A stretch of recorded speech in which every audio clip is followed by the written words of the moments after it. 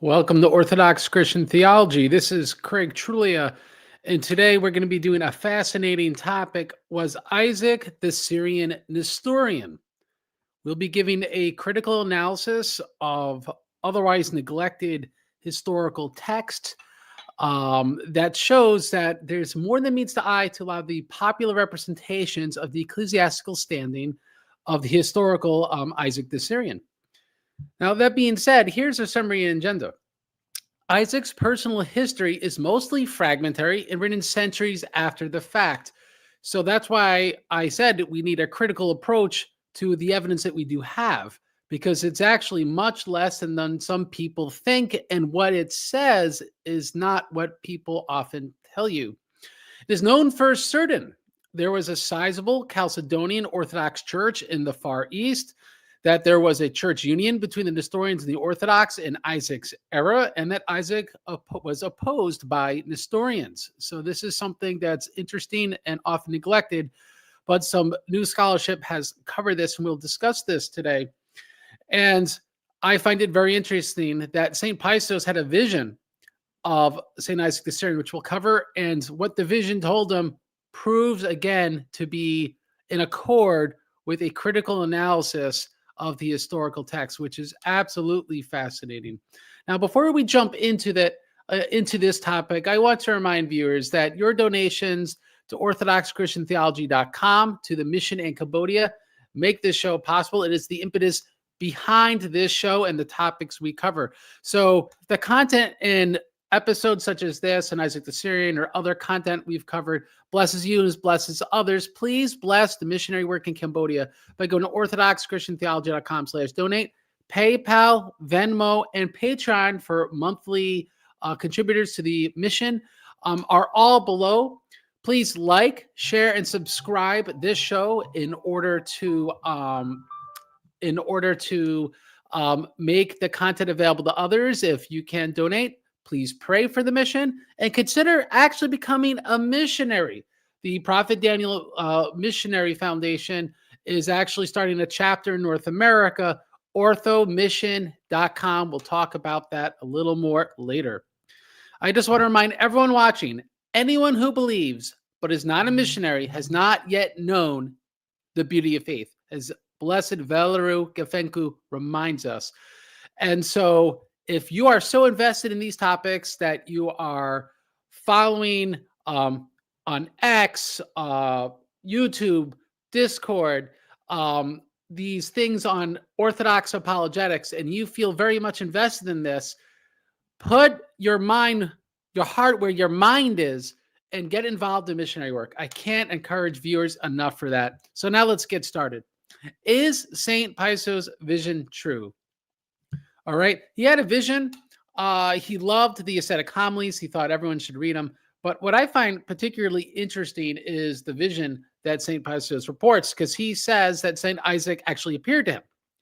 Now, just so people are aware that Theotokos appeared to St. Paisos in Sinai when he was a monk there, and she actually gave a description of why the Immaculate Conception was wrong, what was true about her parents, which actually accords with ancient sources. And St. Paisos doesn't seem like he was aware that this is documented. He just learned it from a vision.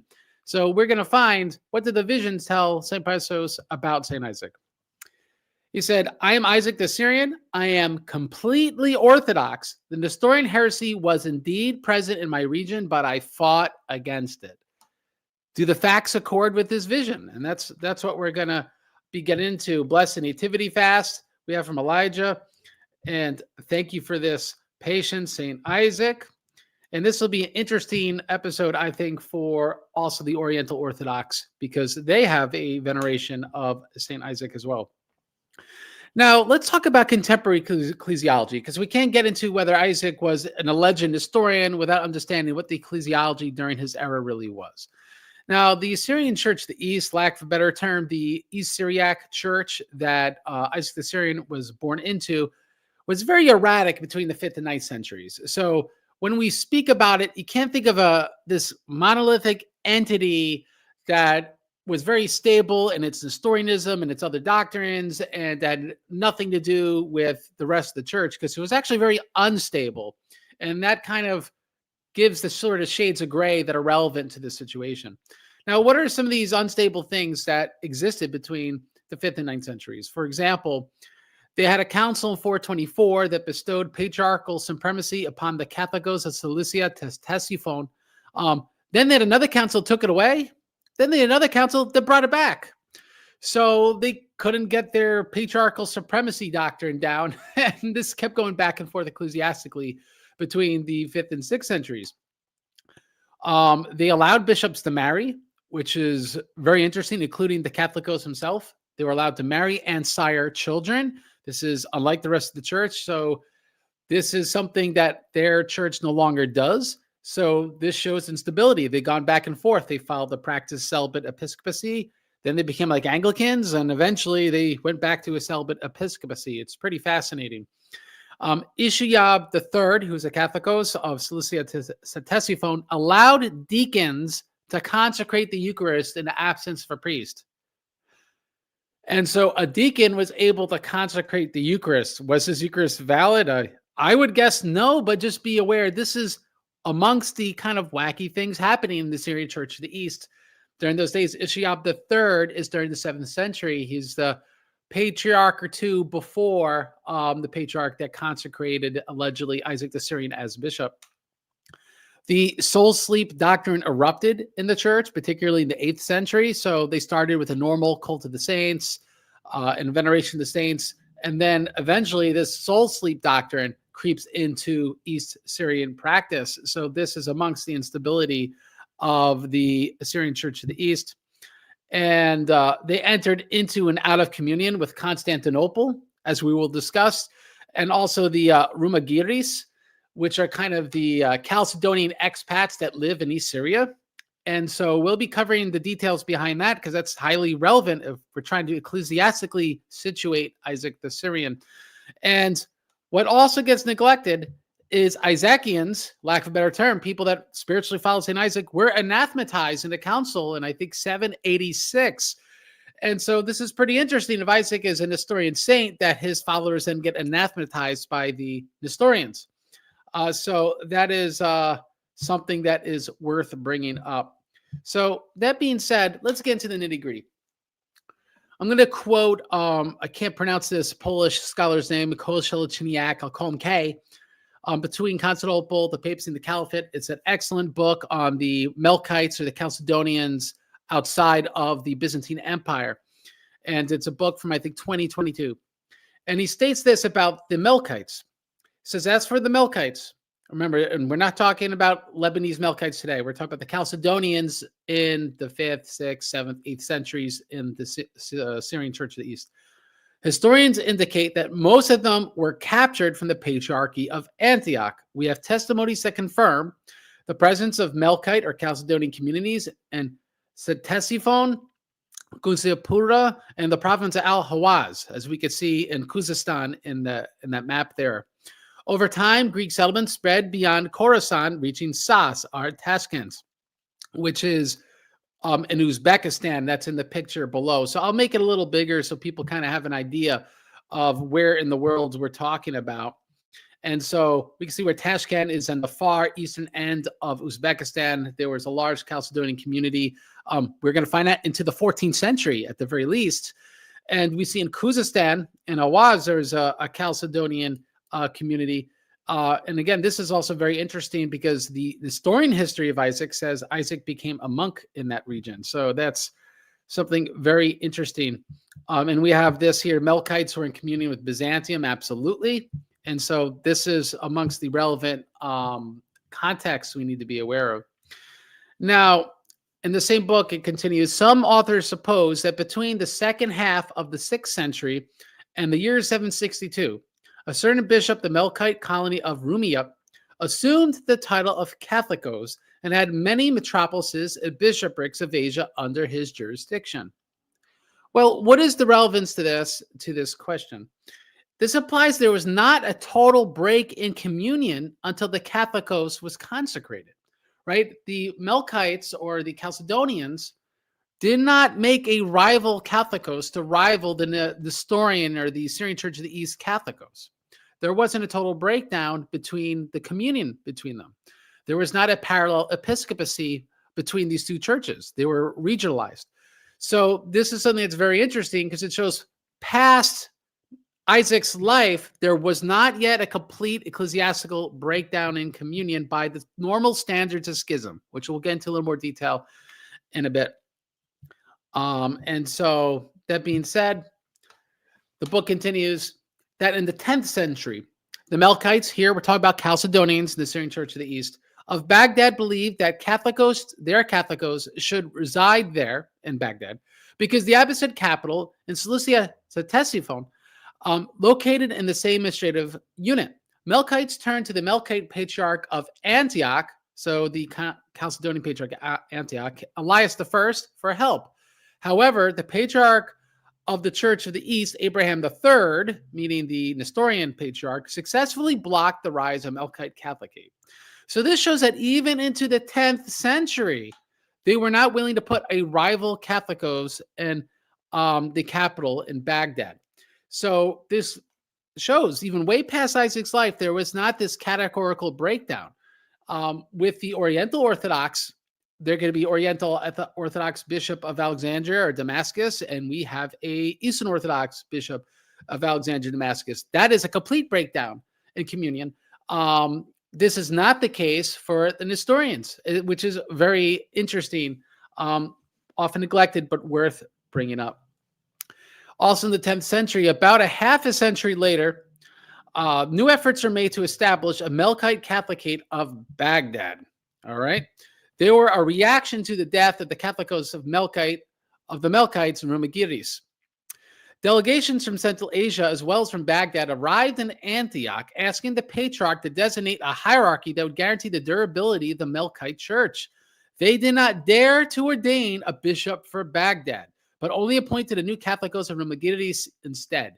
So way out there in Uzbekistan, perhaps in Al-Waz, they were willing to have a Chalcedonian Catholicos, but they would not have one in Baghdad. They were not going to make a parallel episcopacy. So this is very interesting. Again, often neglected. One of the bulls of Pope John the 22nd, all right, this in the 14th century, testifies to the existence of Melkites in Samarkand, which is, again, in Tashkent in Uzbekistan. Throughout its existence, the Catholicate was associated with the Melkite Patriarchate of Antioch, which is also confirmed by Armenian sources. So we have the existence of these Chalcedonians going far out there in history.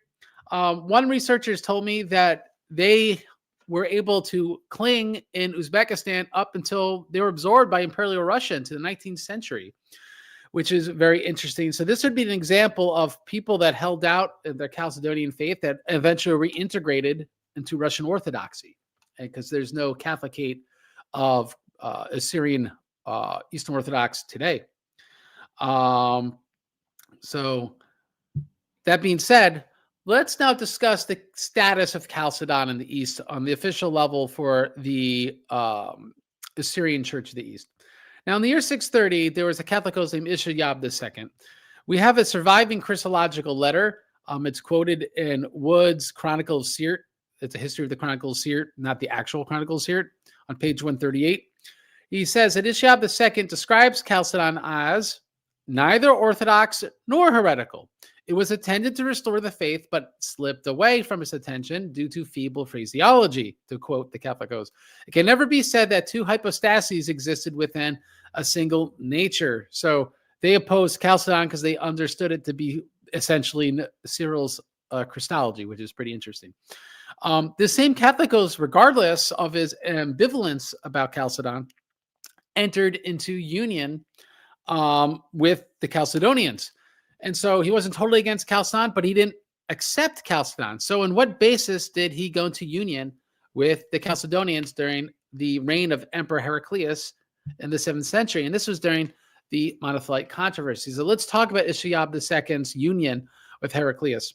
Isaiah accepted Chalcedon and agreed to serve liturgy without commemorating Theodore, Diodore, or Nestorius. And he made a diplomatic Monothelite confession never positively identifying a dual hypostasis Christology.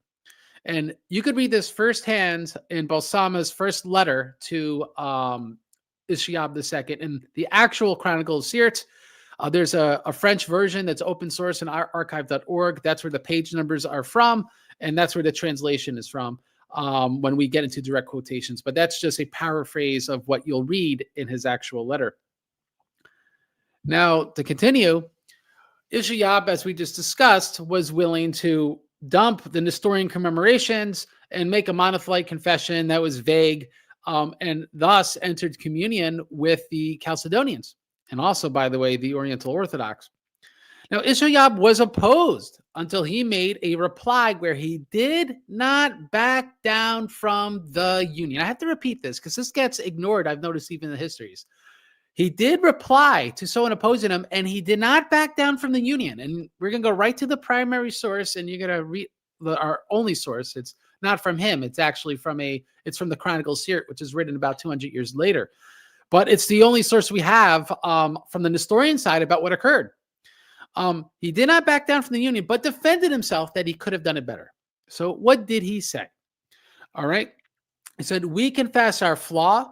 Our nature steeped in weakness was not to be exempt from imperfections." So, right, kind of like Chalcedon, it had feeble wording. He's like, I was acting feebly, is his defense. He also defended himself in good Nestorian fashion. "I've never confessed or acknowledged in Jesus Christ anything other than two natures and two hypostases." No, he doesn't mean he confessed those things, but he didn't confess anything other than those things either. He just left it unsaid. So he defends it. He defends his union. He continues, "I have sent a copy of the discussion that took place between me and their patriarch. Examine it with the benevolence of your judgment." And that's to Basama, by the way, "so that my position may be sound, that my innocence may be clear to your eyes, and that you may know that although I said mass in their churches or liturgy, I did not nevertheless violate my conscience in my discussion with them." So he says, go read the agreement for yourself, and you'll see it's okay. And so he defends himself. We have this: "Love your work, bro. You inspired me to pursue law, canon law, becoming a lawyer. Well, may God bless you." Awesome, Paul. All right. So we could see Isaiah II's union with Heraclus.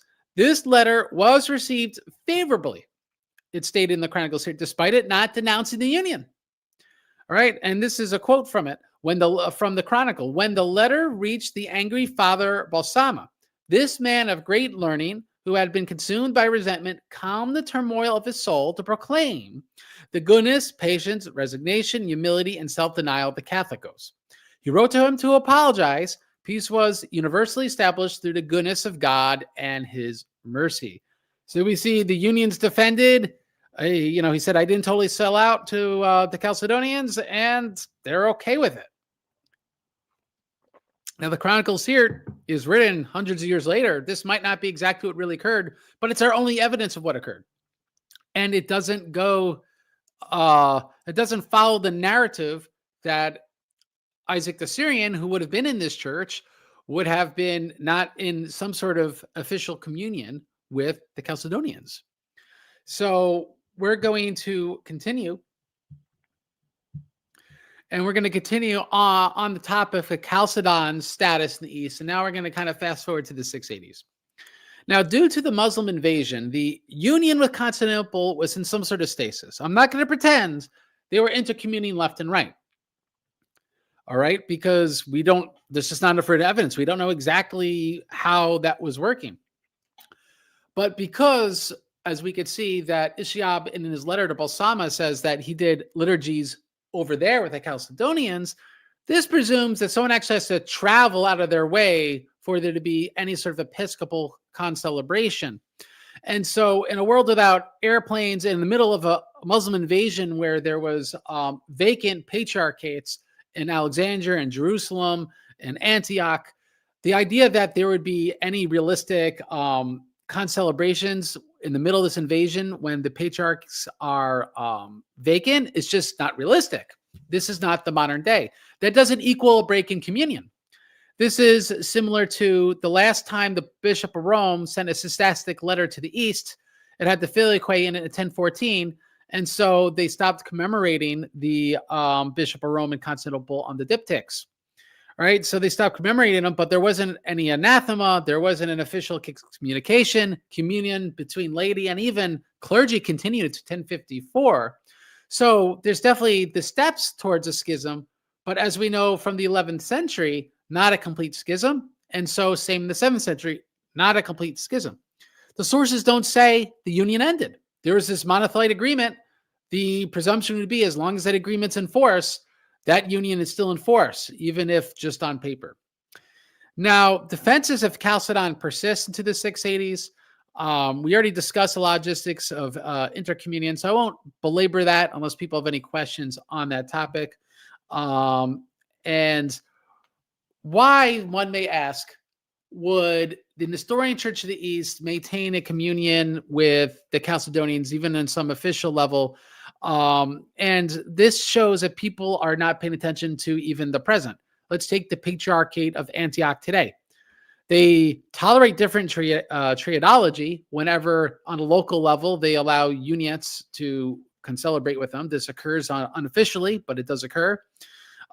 They commune with heretics oftentimes. The official agreement since 1991 is no longer in force on the Oriental Orthodox side. But anyone that attends, let's say in Pennsylvania, their seminary there, knows it's still defended. And so this still unofficially occurs and was officially occurring only as a few years ago. So we're not talking that long ago. And so if we could see bishops there's a Greek Orthodox bishop that actually confessed the Filioque when he became a bishop. The fact that there hasn't been excommunication about that in Orthodox today shows you that it's not good, but our aberrant Christologies, triadologies, and practices tolerated? They're tolerated today, and they were tolerated in Assyria, at least from their vantage point, right? Because they were maintaining some communion with the Chalcedonians. Now, that being said, the next Catholicos, Marimeh and Ishiab III, were educated in the same school of Nisbis and were appointed by Ishiab II. So they're kind of like the intellectual heirs of Ishiab II. We don't have the basis to believe that they would have majorly broke any sort of policy that Ishiab II pursued. Now, Ishiab III rejected a compromise with the Monophysites, and we know this because he excommunicated Sadona, who was a monk who joined the Jacobites or the Monophysites.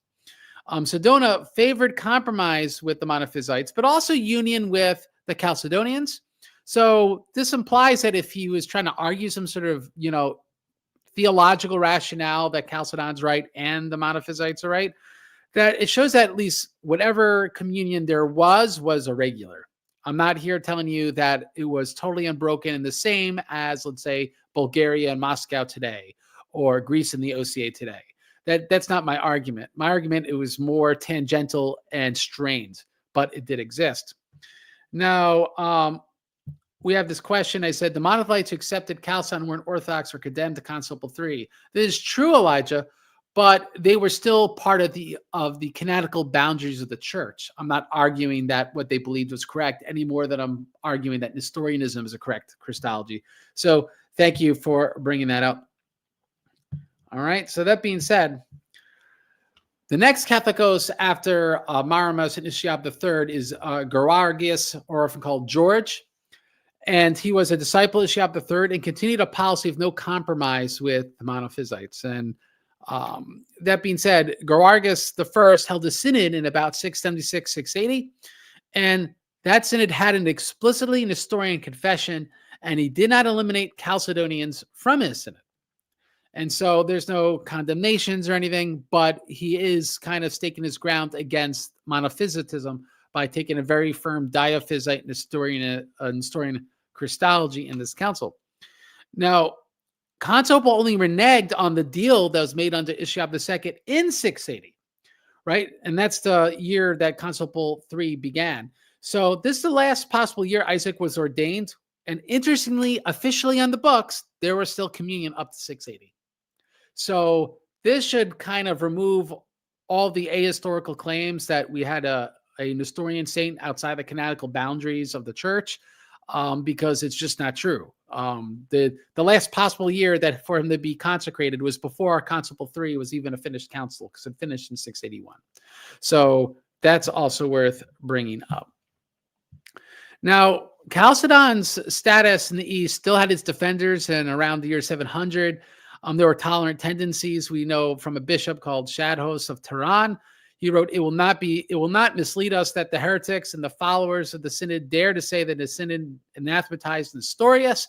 We say to them, you lie, for the synod called him lacking understanding and placed no anathema on him, which is not true, by the way. But we could see the slow breakdown in first, it was kind of feeble, could have said things better. And now they're saying, it had some problems, but it didn't anathematize Nestorius. So we could kind of see the defenders of Chalcedon getting more and more strained as the communion with the Chalcedonians, those Melkites, gets more and more strained. Now, a little known episode that's very relevant to this question is John of Dalyatha. He's a saint, or otherwise known as John Saba, for the Syrian Orthodox. And as the 8th century drew on, the final break between the Chalcedonians and the Melkites and the Nestorians continued. So it just got worse and worse and worse. And let me read from Triger's Could Christ Humanity Seize Divinity? It's an article on John Saba. And it states the following. It was therefore vulnerable, as the Jacobite and the Melkite Christologies also were, so the Nestorian Christology, to the Muslim criticism that the Christians deified a human being, Jesus, and were thus guilty of idolatry or shirk. The official Christology, the Church of the East, which, by contrast, the Chalcedonians and the Jacobites that were willing to defend Christ's divinity, drew a sharp distinction between the divine and human in Christ and was more immune to such criticism. So the argument from Triger is that Nestorianism solidified and radicalized the 8th century as a way to have rapprochement with the Muslims and to avoid persecution. Right? So this means there's an increased distancing in Christology in order to distance themselves from the Chalcedonians and Jacobites, which could be argued to be shirk to the Muslims. So we'll continue. The Catholicos Timothy I, who was Catholicos for perhaps even 40 years, but that being said, he was a Nestorian zealot around the 780s, and he took issue with the Isaacian theologian John of Dalyatha. What was so bad about John of Dalyatha, or John Saba, whatever you want to call him? John continued the teaching of the energy-essence distinction and theosis. Theosis being explicitly taught by Isaac the Syrian. Timothy saw them as a denial of Christ's separate human hypostasis, reasoning the human hypostasis of Christ could not be divinized and have a vision of God. So Timothy I was full-blown adoptionist, because the human hypostasis of Christ is human and cannot see God, and so you cannot have theosis. Even Christ himself cannot have theosis, is the belief of Timothy I, the Nestorian Catholicos. As we said, John is canonized by the Syrian Orthodox for his Christology being a refutation of Nestorianism. So we have an Isaacian theologian who's canonized by the Syrian Orthodox. They view him as someone that refutes Nestorianism.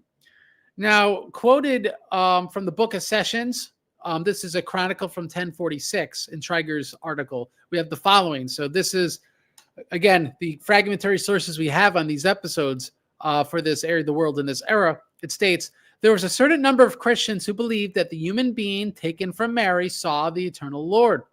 The Catholicos of that time, whose name was Timothy, assembled 16 metropolitans, more than 30 bishops, and a great number of monks, scholars, and Christian dignitaries. All of them excommunicated and cursed whoever believed that Jesus, who is the human being taken from Mary, saw the Lord, who is the eternal Word, in this world, or would see him in the world to come, either with a material or with an intellectual vision. So again, it's an extremely Nestorian council. And so that's how it's described and how many bishops took part of it. The interesting thing is being that this council this size can only muster like 45 bishops does imply to me the Syrian Church of the East isn't as big as some people claim. It's like, oh, it's bigger than the rest of the church. It went all the way to China, maybe went to China, but it wasn't by numbers as large as the great church, the Orthodox Catholic Church in the Mediterranean. Now, in another article from Griggs, John of Dalyatha, mystic or Messalian, he says that John speaks of Christ being, the quote, John of Dalyatha, united to the human soul, mingled with the members of its body, and captivated with the vision of himself. So as we could see, he believes that Christ's divinity is assumed humanity and human soul. Like, again, he's not Apollinarian. So we could see this Christology from Dalyatha, which is very different from the Christology of the Nestorians. John's language of transformation thusly states, and this is a quote from him, and be transformed into the archetype, and you become a God in God, having obtained the image of your creator, and by union, the union which likens to him. So he has this very strong theosis teaching, John of Dalyatha. Like Pseudo-Dionysius, the article continues, John resolves the ultimate incomprehensibility, the quote, John, of God by his operations or energies. The divine operations are animated by love, and in this way, love has a profoundly dynamic quality. It is the dynamic quality of love that allows the existential condition of humanity to encounter the divine transcendence. So what's very interesting about this is, in order to teach against this Nestorian tendency, he comes up with the energy essence distinction, which he gets from Pseudo-Dionysius, and this idea of theosis from Isaac the Syrian. And so we could see that the Syrian Orthodox could actually say, we have things that teach the energy essence distinction, because John Saba does have the energy essence distinction. John refers to those who are misguided, to quote him, who affirm that the human nature taken from us does not see the nature of him who took it and united it to himself. So this is interesting because it shows that he understood that seeing the nature of God didn't mean his essence. He was using nature in this broader term, like Gregory Palamas, even though he's centuries removed from Gregory Palamas. He's that we see God by his operations or energy. So this is very interesting. We have the question, why does Sebastian Bach then claim that Isaac and John Dalyatha were in fact Nestorian? Is he just plain wrong after his decades of study? He was condemned by Nestorians, so he's clearly not Nestorian, but we will continue about Isaac. It is worth saying that these writers have very large bodies of works, and people will assign things to their names. We don't know if they really wrote all of them, because we have Dr. Sebastian Bach being the first to translate them, and there's not been a lot of critical study with critical editions and a lot of discernment whether they're authentic or not. And we'll get into that a little later. But it's an interesting question. Right. That is why I have to see this sort of presentation on print. I usually make charts, take notes, and sort of names and dates and daunting. And please use the articles cited in this presentation. So that being said, we can see that Timothy I's view makes sense in Nestorian Christology, right? Where if humanity cannot constitutionally see the divine, then how could Christ's humanity see the divine, right? So you can see why he picked this battle. It was a way of trying to own John of Dalyatha and prove his Nestorianism, or his extreme Nestorianism. Now that said, John of Dalyatha, like St. Gregory Palamas, separated essence from energies, solving that conundrum. So you could say human essence is capable of seeing God's energies, not his essence. And so he's able to solve this conundrum that was posed by Timothy I. But Timothy's being polemical. Does Christ's humanity see the divine essence, right? We know he could see divine. Any man with sufficient holiness could see the energies. Could he see the divine essence? And I'm not going to be one to answer that question. From my reading, my humble reading, pro and non-Chalcedonian answer, the answer always is that the divinity completely informs and accesses humanity. So like when the saints talk about how Christ didn't know the time or the day when his second coming would be, they would often say, well, it's according to his humanity, not his divinity. St. Maximus in his Life of Theotokos makes mention that Christ had the ability to know everything as a child, but he voluntarily didn't know everything so as not to freak people out. That's a paraphrase, but he really does say this. So, lack of a better term, Christ in his humanity, instant access to everything, his divinity could convey to humanity. That is the Orthodox teaching. Whether this has to do with vision, it never mentions whether Christ looked at himself in that sense. So, like, I don't have an answer to that. Someone does. Comments below would be great.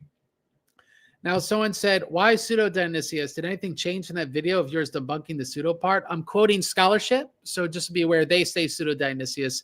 Hopefully soon the scholarship will stop using that monkier, as that thesis will get more traction by God's grace.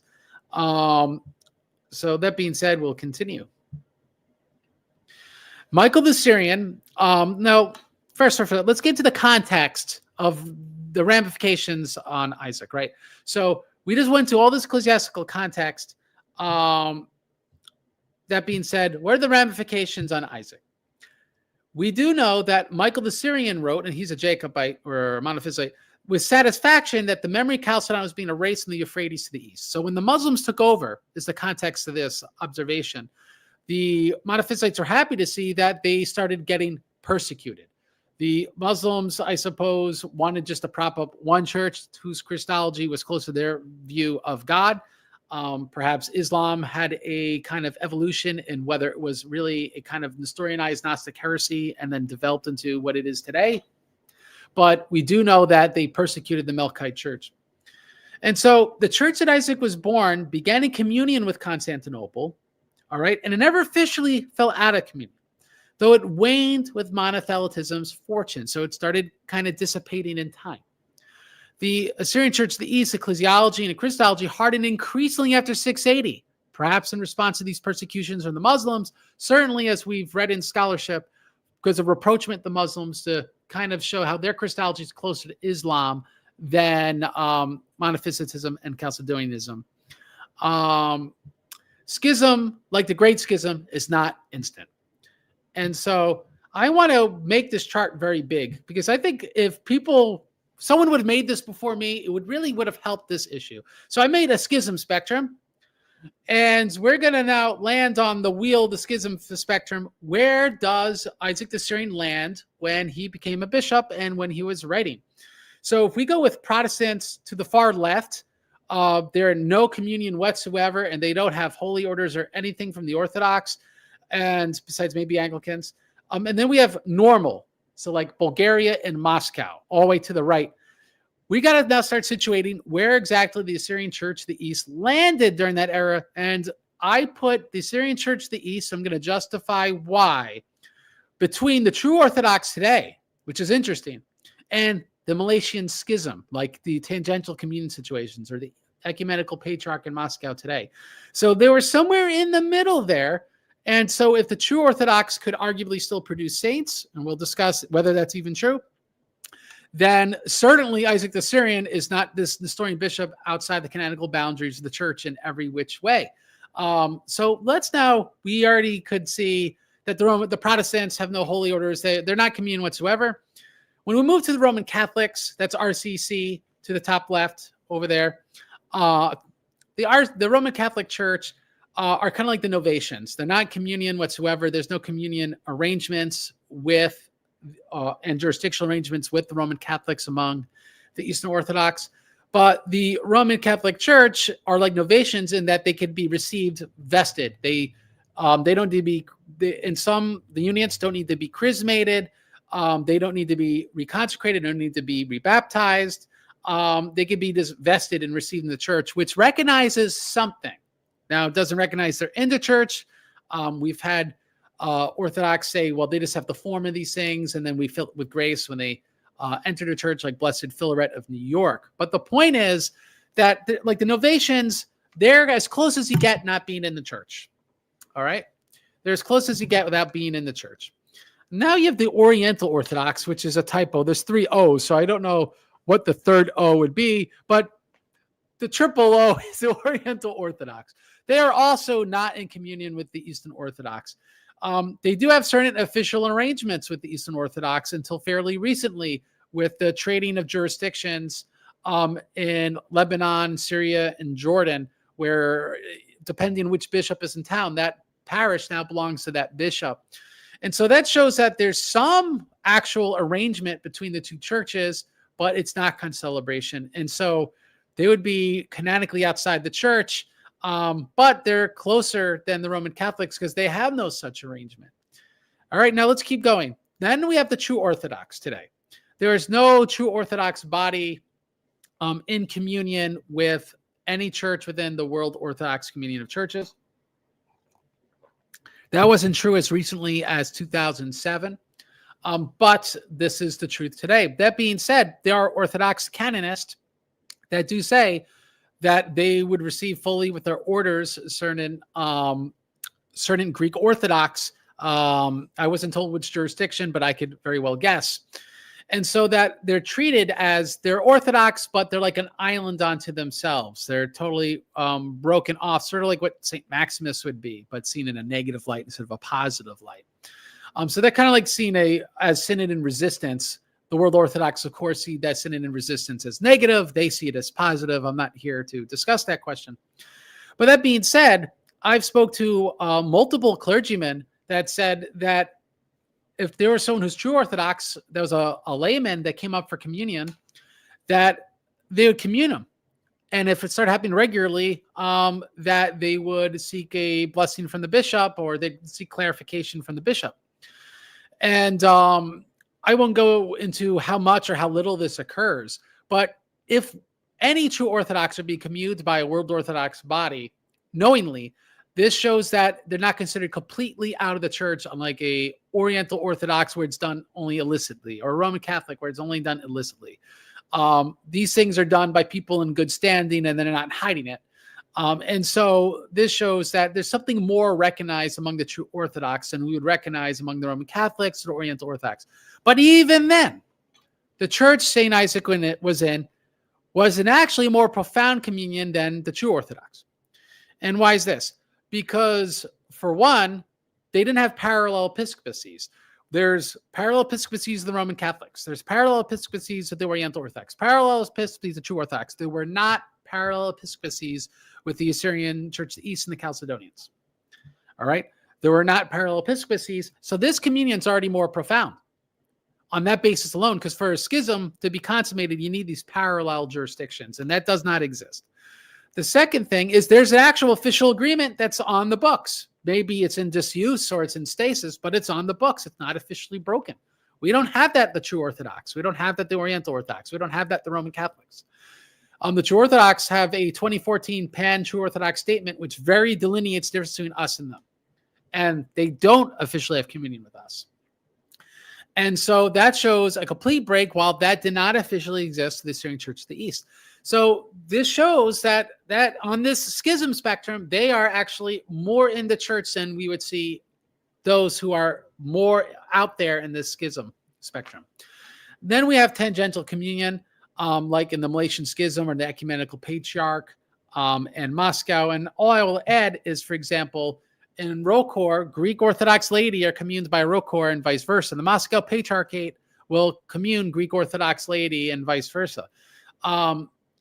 So even with that sort of schism, there's not a complete breakdown because the schism's only between ecclesiastics, not between the laity.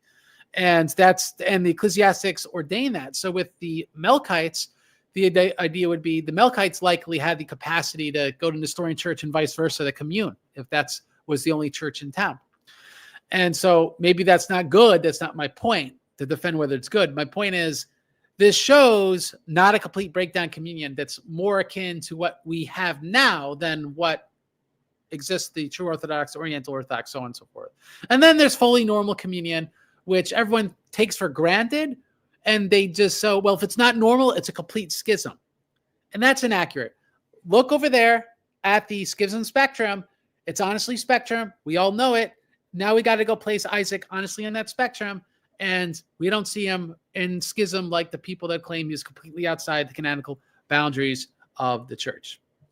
So we will continue. The quote, St. Paisos, "I am Isaac the Syrian." Now let's start getting to the man. We got into all this context, into John Adalyatha. Let's get into the man. He's commemorated by the Nestorians, Oriental Orthodox, and the Eastern Orthodox. That alone should tell you, anyone that's telling you he's a hard Nestorian, or hard anything, is just being dishonest. Because how could everyone see what they want to see in him if he's so flagrantly one thing or the other? So I think that's worth bringing up. Allegedly, he was consecrated bishop by Gerwargus or George I during an explicitly Nestorian synod, according to a Nestorian history written about 200 years later. And that Nestorian history is the Book of Chastity. The Arabic Life, written centuries later, says he quit being bishop after only one day.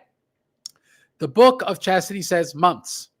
Now, I have to ask you, dear audience, is abdication, whether one day or months, consistent with the acceptance of this council?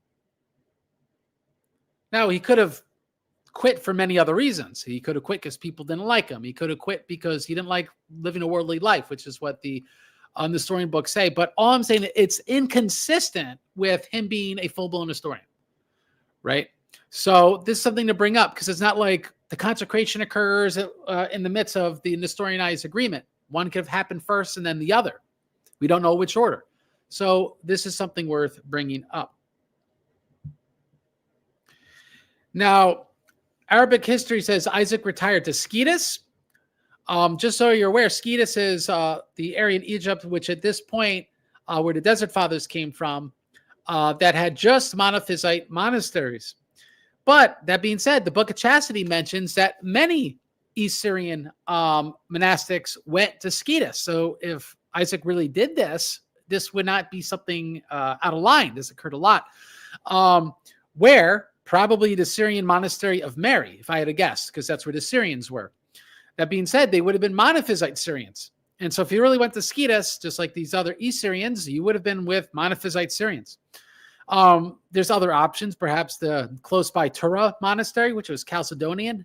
It's not in Scetis, but maybe someone would have mentioned Scetis. They just meant Egypt. And somewhere across the Nile, you would have the Tura monastery, which if you were more of a stickler of diaphysitism, maybe you would go there, because that's the only diaphysite monastery in town.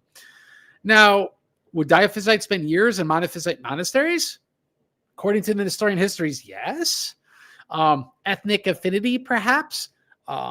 It shows you that outside the ecclesiastical level, there wasn't as much people being really angry about some of this stuff. It's kind of similar to like when monophysites go to St. Vladimir's seminary in Yonkers, that it's they just aren't that motivated at the difference of these things. But it shows like the Syrian could have been in one of these monasteries. That being said, the Book of Chastity says Khuzestan. And the interesting thing is, in Khuzestan is where there's Melkites. So yes, he was at a monastery that was known to have Nestorians, but it's not like we know there weren't Melkites there. So this is very interesting. He was in a monastery in the Melkite province. And if the diaphysites would attend a Syrian monastery with monophysites, wouldn't Melkites and vice versa attend each other's monasteries in the east? Perhaps. Again, this is context that's often ignored, and it's directly relevant to Isaac the Syrian. We have one conspiracy theory that from Ibn Khaldar, who's a Muslim writer, I believe, that claims that Isaac is a 5th century saint. So he might not be in the right century, according to one historian, but I think that's very unlikely. But that being said, whatever kind of evidence we do have is that Isaac would have been surrounded by Christological tolerance. And so I believe he's a hard historian, is just doesn't fit the context of what we have, what they're saying where he probably lived. Now we have here, just subscribe to the channel. It's a really good subject. Thank you for your subscription. Please share this video, like this video. And if you have not yet, please subscribe right now. It helps support churches in Cambodia. I really appreciate it. So that being said, the histories of Isaac, from a critical standpoint, are almost useless. They're imprecise over the identity, right? He might be in the wrong century. They're inconclusive about schism. We'll get a little more detail about that in a moment. They're extremely scanty. They're not long. They're centuries removed. They're seemingly contradictory. They're Scetis versus Khuzestan. And they, most importantly, they fail to pose Isaac as a Nestorian. So the little evidence we do have is really not all that reliable and still doesn't call him a Nestorian. So where do we get that he's this Nestorian saint when there's literally zero historical evidence for it? That's a good question. And that's really why I'm having the stream. Now let's read the following about Isaac, which I hadn't seen anywhere, but reading the book of Chastity, it mentions how Isaac was condemned in his own life. And we're going to find some very interesting ramifications to this. He, or Isaac, wrote 3 propositions that were not accepted by many people. What were those propositions? We don't know. We'll see maybe in the immediate context what it might be. Daniel Bar Tubanitha, bishop of Beit Garme, rose up against him because of the things he had said. I think that jealousy stirred up the people of the monastery, as he was from Bet Katareye. I think that jealousy stirred up the people of Mesopotamia against him, as well as against Joseph Hazaziah, John of Epimea, and John of Diatha. All right, so as we could see, this thing about jealousy being stirred, some sort of euphemism that links Isaac to these other Isaacian theologians. And lo and behold, these other Isaacian theologians are treated right after Isaac in the book of Chastity. They're treated like in a block, like they're related. So what's it say about Joseph Hazaziah? He included 4 passages in his works that were not approved by the doctors in the Nestorian church. Mar Timothy, remember that's Timothy I, who condemned Hazaziah and John of Diatha, held a synod and anathematized him in the year of the reign of the sons of Hisham. Where did Joseph Hazaziah find his doctrine? We could find this from his history written by Mar Exustorius, bishop of Beit Nordera. I think that the Catholicos acted thus out of jealousy. God knows the truth. So the book of Chastity says we don't know whether it was really true or not. God knows. And it uses that term jealousy. So whatever affected Isaac also affected Joseph Hazaziah. Well, how about the guys that were with Joseph Hazaziah? We have John of Epimea, book of Chastity. The books John of Epimea, wrote were not approved by the Catholicos Timothy. Why? Who convened the synod and anathematized him for having said in his work that the humanity of our Lord is united to his divinity. Repeat, the humanity of our Lord is united to his divinity. So the book of Chastity inferred a moderate Christology among the mystics and is the only explicit thing that is criticized. So we don't get any details why they were condemned. We just know the number of stuff that was condemned by their enemies. They're linked together, and the one thing that's ever mentioned explicitly is that the humanity of our Lord is united to his divinity, that they were not Nestorians. And so again, where do we get? Again, it's very little evidence. The only evidence we have is that these Isaacians were not Nestorians. And so if Isaac is understood by that writer to be similar to these other people, then it kind of lumps them together. Again, I'm not pretending this is extremely reliable. That's not the point. It's just the only evidence we have. And for some reason, people just don't look at the primary source and get into that. Now, this interesting reflection from Metropolitan Hilarion in Search of a Spiritual Pearl, the speech he gives on Isaac the Syrian, and he's one of the people, one of the ecumenists that argue that Isaac the Syrian was a Nestorian, but he acknowledges this. So I'm not claiming this is his position, but he acknowledges this is possible. In monastic circles of the Church of the East from the end of the 6th century, there existed a current which had a tendency towards an affinity or even merging with the Orthodox of the Chalcedonian orientation. To this current belonged Inanna and Materius Sadona. If Isaac the Syrian also belonged to this current, his abdication from the episcopal see could also be interpreted as a break with the Church of the East. All right, so academics are aware of this. Now, my opinion personally is that Isaac wasn't intending a hard break with the Nestorian Church of the East because we just don't have any evidence of that. And all our evidence shows that there just wasn't, there was this higher degree of Christological tolerance. But we have from St. Paisos that he fought against the Nestorians, but how? He fought from the inside, perhaps. And so that's something that we do see born from the evidence of the fact he abdicated being a Nestorian bishop. Now, that being said, the histories are contradictory, but I think honestly, right, the evidence we discovered, the middle position is that he naturally accepted the Syrian Church as the East, strained communion with Constantinople, and he saw himself as against hyper-Nestorians. There's a reason why he avoided these sort of hard Christological definitions that would have set him apart as an historian. Now, that being said, because the histories are contradictory, his works are only reliable info. He cites non-heretical sections of Evagrius and Theodore of Mopsuestia.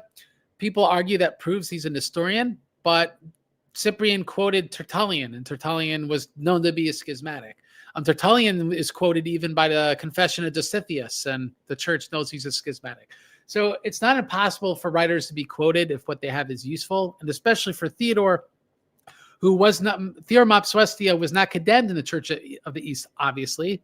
Neither was he condemned in Spain until the 8th century. So until after the death of Isaac, Theodore Mopsuestia still wasn't condemned in even parts of the Orthodox Catholic Church. So you don't want to push that too far. It wouldn't really prove anything that he's an historian. That being said, there's the writings from Isaac the Syrian, which I think it's now worth taking some time to read, that according to St. Paisos, he's completely Orthodox. I am completely Orthodox. Well, what does St. Isaac write? Well, here are some tidbits. St. Isaac writes in the third mystic treatise, in Jesus Christ, the mediator of God and mankind, who was one in his two natures, though the legions of the angels are not able to look upon the glory surrounding his majestic throne, so the angels can't even see him, yet for thy sake, he has appeared before the world, the most contemptible and humble of man, without form or comeliness, and while his invisible nature was not within the reach of the apprehension of created beings. Divine sight is a non-apperceptible mental revelation. Divine revelation is an emotion of the mind by spiritual understanding concerning the divine being. It is not even a faculty of the nature of the angels to be stirred into emotion at will without a revelation granted by divine grace.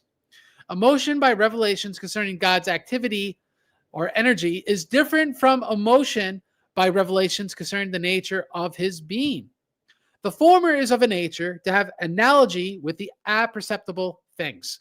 The latter has absolutely no analogy with the intellect or anything. It is threefold purity as to its parts and its nature, as it is said, and it is impossible that one of 1,000 righteous should be deemed worthy of this high apperception.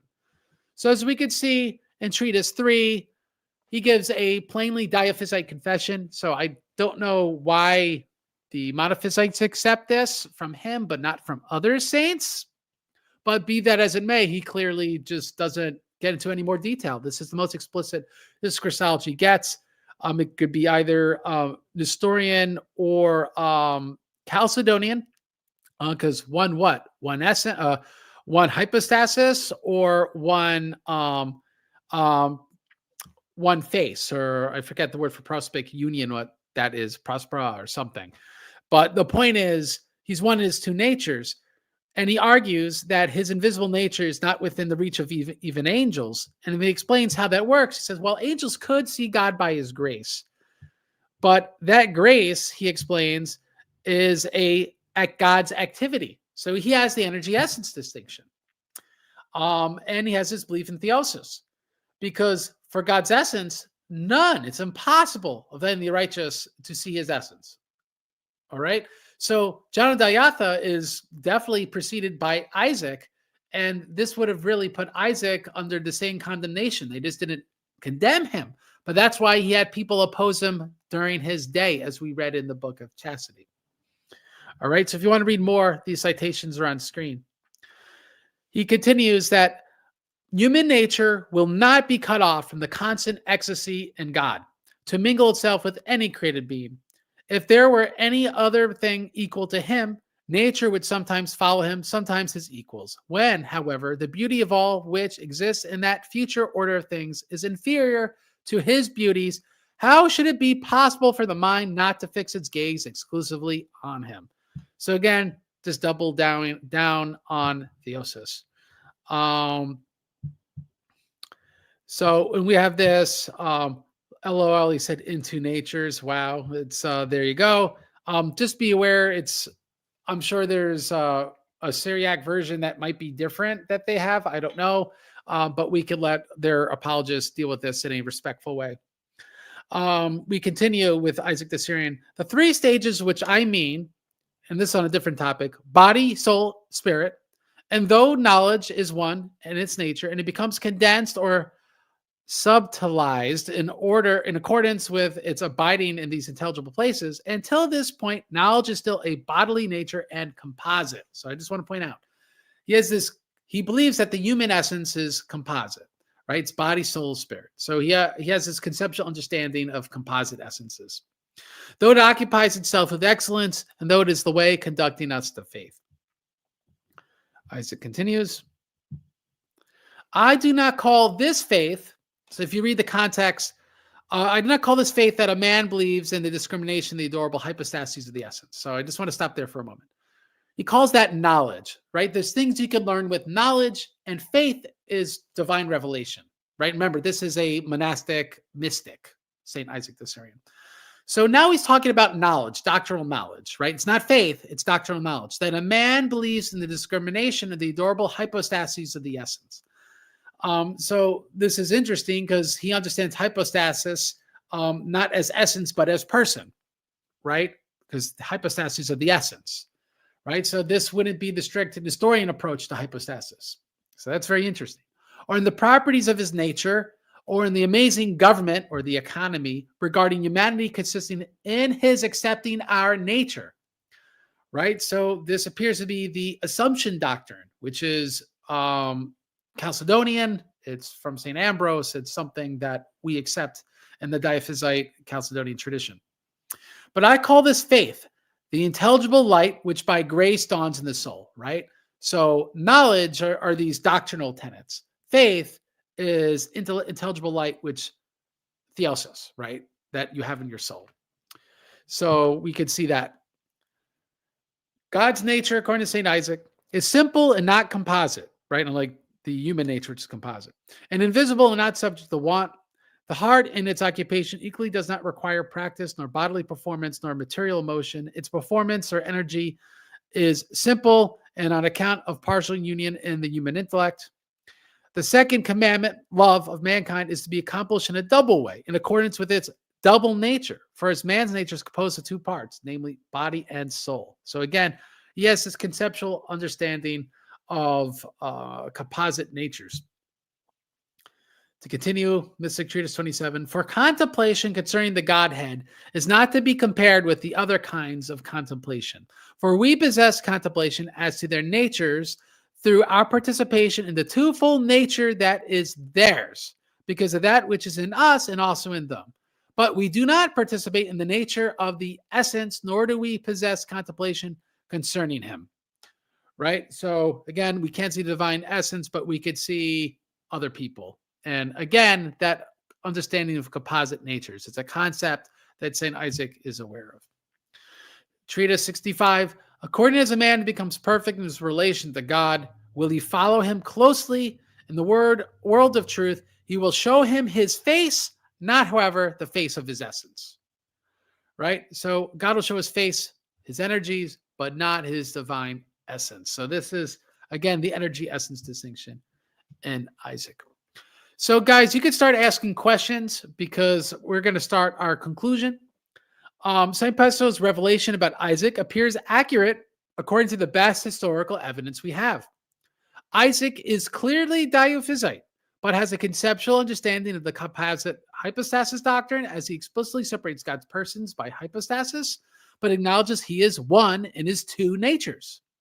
So I think one could really argue that he has Chalcedonian diaphysitism, not Nestorian diaphysitism.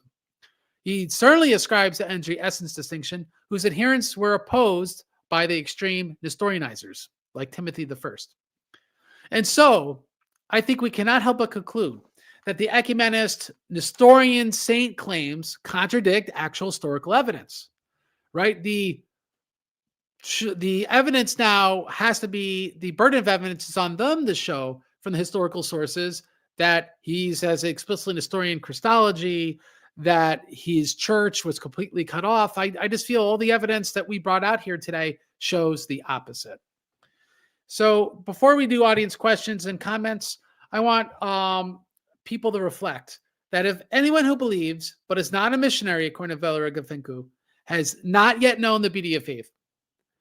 And so if you're sitting through an hour on all this stuff on church history and Christology, and you really feel invested in the Orthodox Church, you feel invested in your Christian faith, then you need to bring that faith to other people. You could do that by supporting the Church of Cambodia, orthodoxchristiantheology.com/donate, Venmo, PayPal preferred, but also Patreon for those who will bless us by being regular contributors. All links are below. It's so important you help, because especially this time of year with Christmas, this is actually when we have the least money, at least historically. So please change that. We had one extremely generous donation last week. We had quite a few other generous donations, but this is time where we really, really need donations. I know there's money we need for Christmas shopping and things like that, but it's more blessed to give than receive, as our Lord says in Acts of the Apostles. So if you could please, even if it's just $1, bless the Church of Cambodia, that would be a real blessing. At this time of year, they really need your support. Really appreciate it. orthodoxchristiantheology.com/donate. Please support the missionary work before. Their link is below. But also consider becoming a missionary. Pray and become a missionary. We have 2 volunteers that are going. We have a 3rd that's considering, and I would like other people to consider becoming a missionary so we could set you up and train you. There are also missions in the Caribbean and the United States. Get involved at orthomission.com. The Prophet Daniel missionary movement is now starting up in North America. The interim chairman is my friend, Father, priest monk,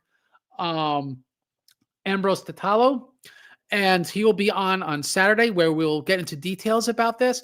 So become a supporter of missionary work and get involved in the network of missionaries at orthomission.com. So even if you can't afford to support this mission, you're 16 watching this or something like that, though I'm sure you could afford $1 and it would be very much appreciated.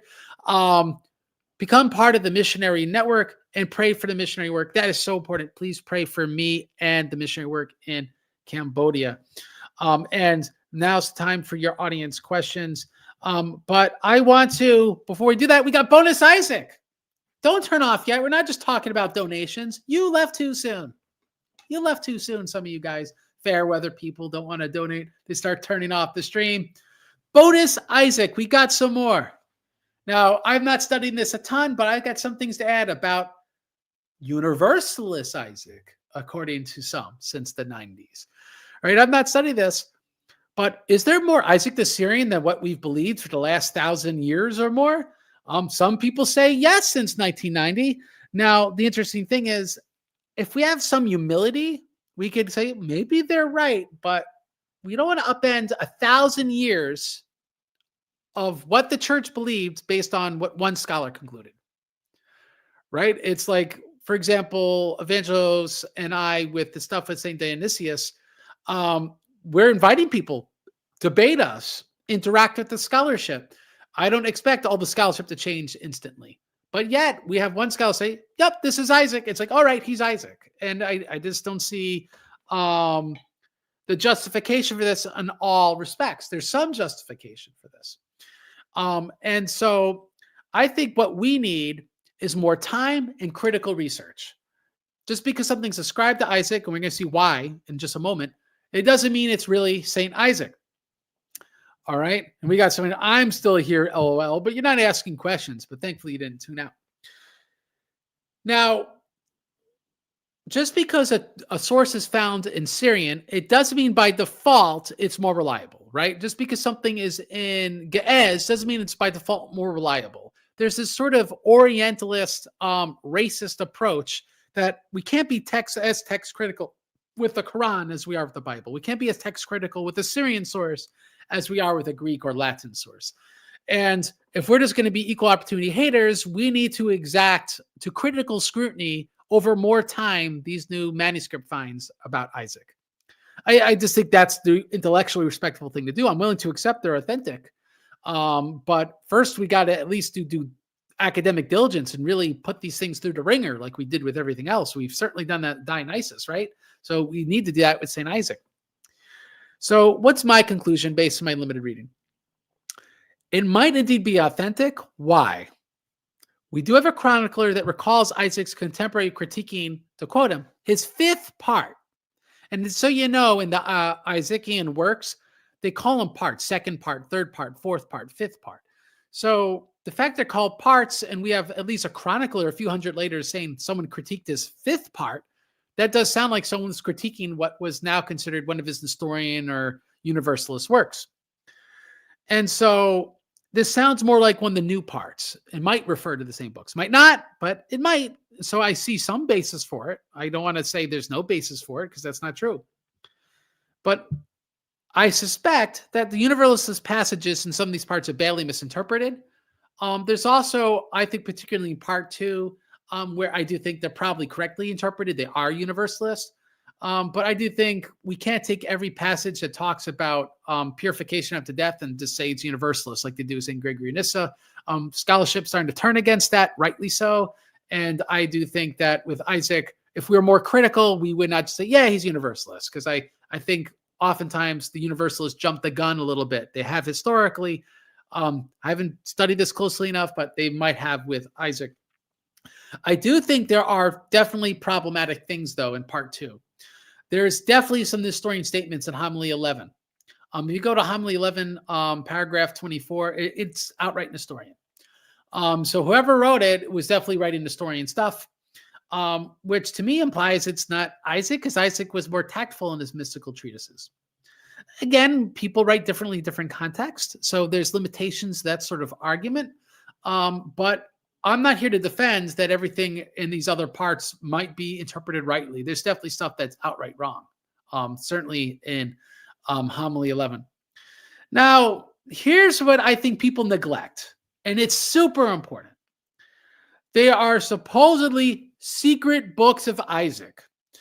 And right, so the mystic treatises are the ones we all know of, but the ones that were just discovered are considered the secret books of Isaac. And to quote the young people, that sounds sort of sus, right? Doesn't that sound suspect that this is not official Isaac, this is secret Isaac? So we're going to say these secret Gnostic books are actually Isaac the Syrian. Kind of you increase that burden of evidence now because the context is that they're secret. Oh, I just found the Gospel of Judas. It must have really been written by Judas. Oh, it's the Gospel of Mary. Mary wrote a gospel too. We don't do that. We know that's silly. So why would we do that with Isaac? It's like we got to be a little more critical than that, honestly. We need truly critical scholarship. Now, on the secret teachings of Isaac, I want to quote the following from a scholar. So this is not just me being tough or me being cope or what people say. Consider what the scholarship says on this topic. And this is from a scholar who thinks these are actually from Isaac. But look what he admits. According to the information Ibn as-Salt obtained, not all the monks from the monastery were allowed to read Isaac's works. So that's the monastery Isaac came from. In the opinion of the elders of the community, the books were intended only for reliable people. Uh-oh, this sounds a little bit like the Scientologists. That only certain people get to a certain level, and then you get the secret books. That's kind of suspicious. Which was why he obtained the first pieces of information on their existence with great difficulty and only after years of searching. The quest was crowned with the decision of the superiors of the monastery of Anbar and Bet Amari in Khuzestan to admit him to the books. The decision was preceded by the checking whether Ibn as-Salt was a man who, through God's grace, meets the conditions to learn about Isaac's doctrine of mercy. Admitting him, the superiors clearly stated that the prohibition and test of his character were supposedly prepared by Isaac himself. So we're already getting some kind of weird stuff here. According to them, he said and left the following words as a testament. So this is alleged saying from Isaac. Mar Isaac forbade us to talk about grace to young people so that not to bring them to the path to sin, and said, do not discuss it with those who deny the truth and do not conceal it from those who ask for it, and teach tactfully those who have difficulty accept it and still are fit to accept it. So, right, be careful what you tell people. Don't tell them everything. If they're too young, they might sin if you say everyone's saved. So we already know the context of these Universalist passages is the secret Gnostic Isaac. So the question now is, not are these texts authentic per se, but more accurately, is secret Gnostic Isaac the same as historical Isaac? If we word it that way, it already sounds ridiculous, but that's actually the more honest, specific question. It's kind of loaded to say, here are new works from Isaac. They must be authentic. It's more accurate to say, we found these secret Gnostic works from Isaac. They must be Isaac. They say it that way, it sounds crazy, right? It sounds ridiculous, but that's actually the argument they're making. Blows my mind. That being said, in other words, Isaac himself allegedly talked about the risk of misunderstanding his teaching by young people who could deem it as an incentive to sin. The custom and such an attitude of the monks towards Isaac's legacy also caused that his works were not known to a broad group of readers. They were secret. But there is something peculiar about it. So even the scholar admits this is peculiar, as we are dealing with the intra-Christian gnosis, with concealed books, secret knowledge, in which part of the message of the Christian faith was available only to the initiated. That's in Lanzi's The Mystery in the Community, page 160. So as we can see, it's not me using loaded language. I'm taking this from a pseudo-Gnostic Isaac academic. And so there we go. On the secret teachings of Isaac, we got some bonus Isaac there, but sadly it's not, it's like a bonus gospel. It's just Gnostic nonsense. So that being said, we got only a few audience questions. I'm sure we blew people's minds, but now is our opportunity for audience and comments. We have this. John Dayatha's mystical writings and prayers are some of the absolutely most soul-penetrating writings I've experienced. Glad to finally hear a counter-argument to his orthodoxy. I'm guessing, because this looks like I think that's Arminian, that he's saying that we are defending his orthodoxy, and certainly because he held to the energy essence distinction. So thank you for your comment. We have LOL. He said into natures. Wow, that's right. He's definitely a diaphysite. We could leave it to others, which is why I don't understand. Like, why do we have to say every time someone says into natures is wrong? Right? Like, why do we have to take these other interpretations, other Syriac texts, and say, Proclus of Constantinople didn't say into nature. It's like, it's okay if they did. We could argue our concepts are different. I don't know if they really are, but we could argue that we have these conceptual differences which make it good or bad. The language itself isn't bad. It's in the saints. We have, well, if I have to ask, based on what you've read, is that the original belief of the Oriental Orthodox that nature isn't but an accident that can only exist within a person, making Christ two persons? I'll leave it to an Oriental Orthodox person to answer. I think their conceptual Christology is really not different. I think maybe the varying distinctives lead to theoretical problems. That's my guess, but I don't pretend to know enough. Oh, Georgian. All right, I was close. All right, good. So we had a Georgian viewer there, and that shows that, we defended the orthodoxy, the Eastern Orthodoxy of John Dayatha. So do the Georgians venerate John Dayatha? It'd be interesting. I do know one monk who's Chalcedonian that calls him Blessed John Dayatha. So it'd be interesting. He could be one of those people in heaven that we don't know about too well, but he is canonized by the Oriental Orthodox. Well, guys, again, as I already said, this bless you. OrthodoxChristianTheology.com /donate. Links are below. Please support the Church of Cambodia. I know you haven't read and heard a lot of this stuff here before, so please subscribe, get the word out there. I really appreciate it. And I'm going to end this show as I owe to all of them by quoting Jesus the Rock. Fight to death for the truth, and the Lord God will fight for you. God bless you. Have a Merry Christmas. You don't hear from me again, and have a great day.